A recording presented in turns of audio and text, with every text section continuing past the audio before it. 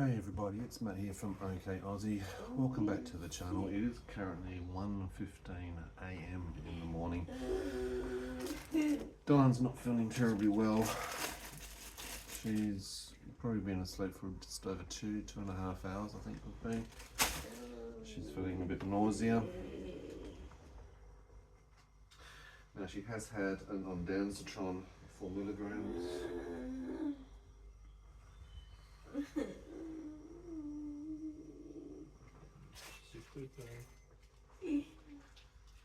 Temperature is 37.1 degrees. I've given her 0.5 mils of medicinal CBD THC just to see where things are at. She's doing okay for oxygen. It's currently 96 and pulse rate's at 54, remembering that we're monitoring how she's actually feeling and how she's actually going. Now I'm not sure whether this is a seizure. She's very restless. Remembering that nausea in that pre-ictal stage of things can be quite common. She has got the seizure monitor, the night watch on her leg. That's one of the indicators that we have to be able to monitor when there's a lot of movement or heart rate changes. Hey big boy. It's okay. I know.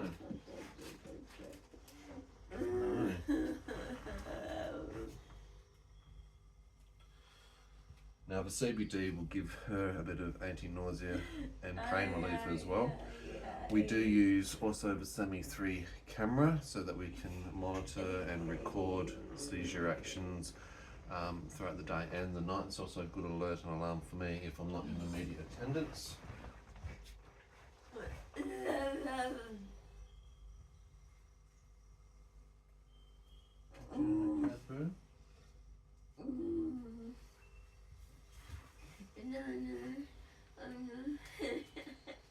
What do you need? Stop? What are you feeling, Bubba? You're feeling sick?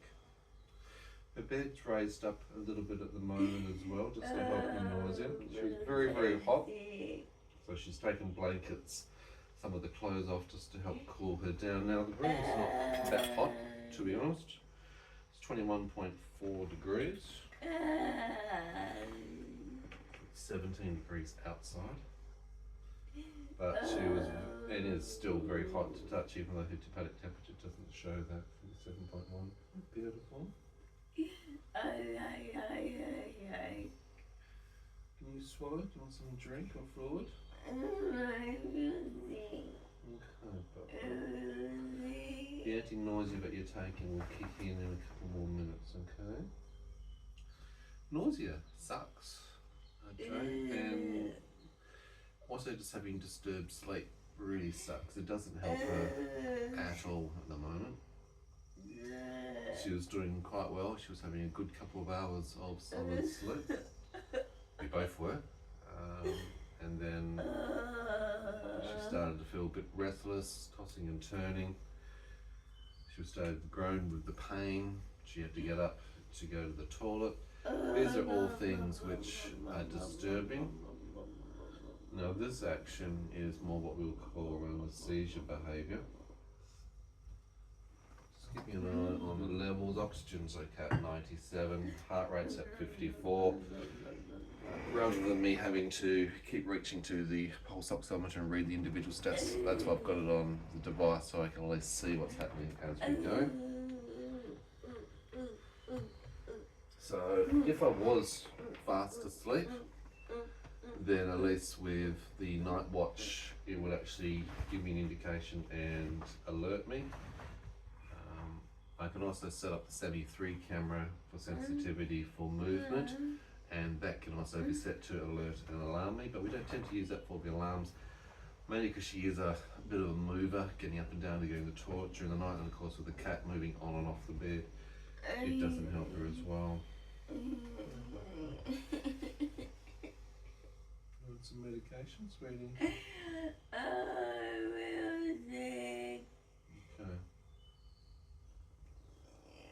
Now, she shouldn't be feeling sick. That's the short answer to everything. It's not that she's had anything to eat that's going to cause her to feel that way. She went to bed and to sleep feeling okay.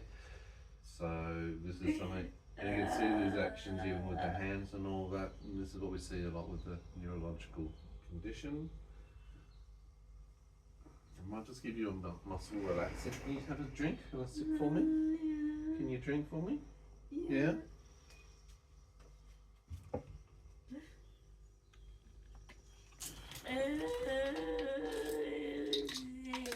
I'm so sorry, Bubba. You got lumps in your bed? Alright, I'm going to give you this. You're going to take hold of the tablet for me. Good girl. And pop her in and then just have a bit of a drink of that for me. Good girl. You can have a bit more so it can get down. Swallowing during this sort of phase is very difficult. Dysphagia, which is already a condition that Dyan's got, makes even swallowing more difficult, so we don't want to have her to aspirate. It's important to be able to get oral medications down when I possibly can. I'm just giving her clonazepam 2 milligrams just to help with any sort of muscle tremors, to help stop any of the tick sensation that she might start to get. She's showing all the indications for that.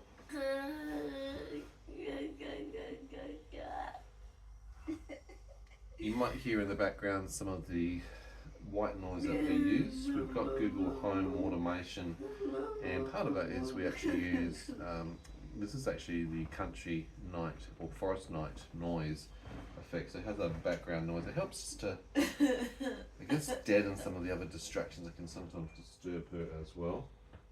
Willow the cat's in the background, which you might be able to see. Just keeping an eye on Mummy, making sure that she's okay. Oxygen stats remaining good at 96. Heart rate is remaining quite consistent at 58. So I'm not seeing any premature spikes or other sort of activities. So that's a good thing. It's just restlessness. She's not feeling well. She's got nausea. This condition is 24/7. Your bed's set fine. We've got a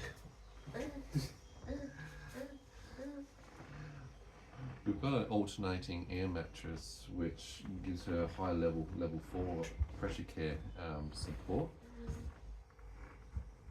You got crumbs in my bed? No, Bubba, there's nothing in your bed. Daddy got crumbs.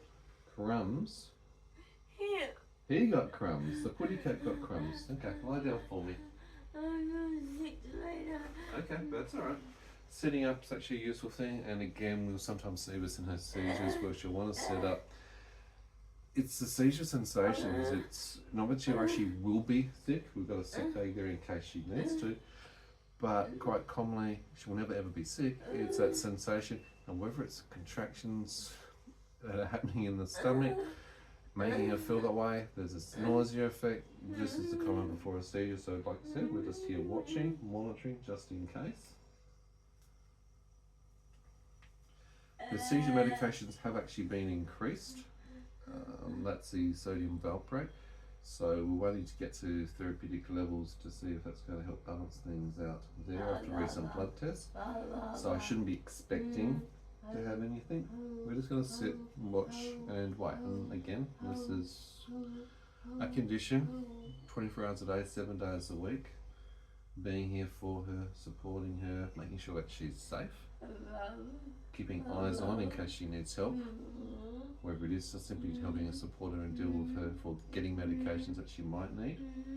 Having autism, she doesn't always aware of what she actually needs. Having a mild neurocognitive disorder doesn't mean she knows how to get those medications or take the right medications over to assist her. And interoception being an autistic thing, it's really difficult to know internal states to understand what's actually happening. Feeling very itchy, aren't you, Boo?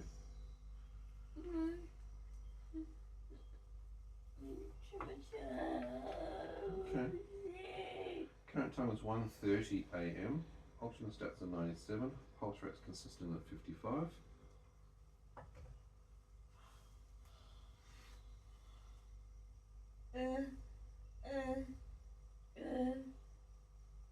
The knock-on effect to this is, and look, hopefully she'll pass with the nausea, she'll be able to get to sleep, but this disturbed sleep. it's one of those things that then causes a trigger for the next day to be mindful that does that then lead into other seizure activity. So we're conscious of a range of different elements or aspects which in that prodromal stage all contribute to her having seizures. So lack of sleep or disturbed sleep is one of those things. Having headaches and migraines, particularly for a couple of days running, not a good indication. High stress levels can be also a key indication for her. Reaching for the nausea bag. It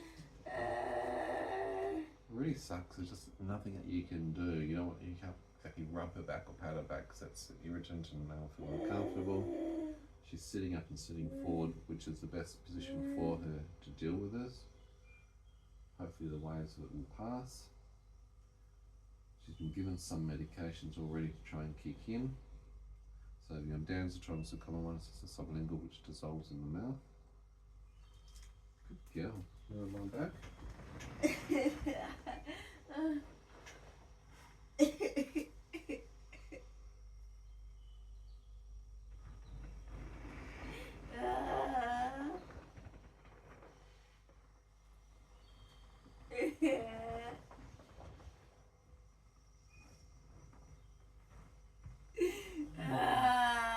Oh, sweetie.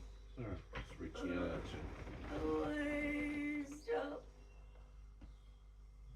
I can't do it more. I can give you some more on Danzatron because these are only the 4 milligrams, so I can increase the dosage a little bit more to help you. Would you like to try that? No. We'll also have some dietary change. Sometimes even dietary change can generate into this. So for example, Dyan's introduced a banana into the diet to add some more potassium naturally. Does that cause other things because of the gastroparesis? She's had a tomato today as part of one of her snacks. With gastroparesis, she has lots of small little meals. Now tomatoes are something she doesn't normally have. She enjoyed it, absolutely ravished it. But is that acidic content, also contributing to her stomach feeling a little bit more funny?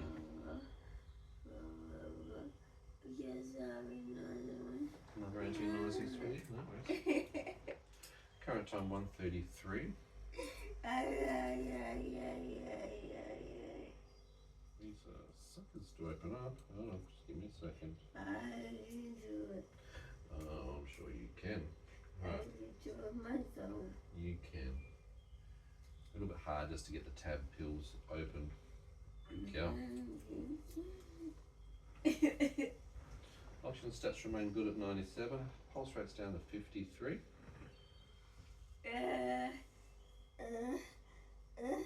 If you lie on your side with your knees bent, lying on your side, and take some of the pressure off and make your stomach feel a little better, you'll roll over. Good girl. Just now lower your bed to make it flatter to do that. Okay. Rolling on your side just takes the pressure off the stomach and sometimes make the nausea feelings a degree lower. It makes it a bit easier. Good girl.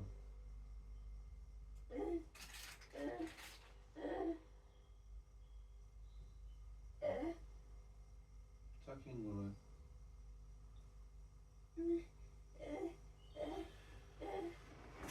Alright, so I'm going to sit with her for a while just to monitor as we go through this. Just wanted to show you some of the things that she has to deal with around the clock. Having a condition like 22q11.2 Deletion Syndrome is a chromosomal disorder. It affects every part of her body. You don't really get a break, you don't get weekends off or nights off. With the YouTube channel, we're trying to showcase the different aspects, different components of her day and what she has to actually go through and what it's like dealing with chronic long-term illnesses. Some of the risks associated to that, everywhere from obviously lack of oxygen. Her oxygen stats have been down to as low as 80%, having cardiac related issues, risk of heart attack during all of this, and of course the neurological issues of seizures. None of these things are good. We've got a support cat who's just on hand to keep her company and support, and I've just got eyes on.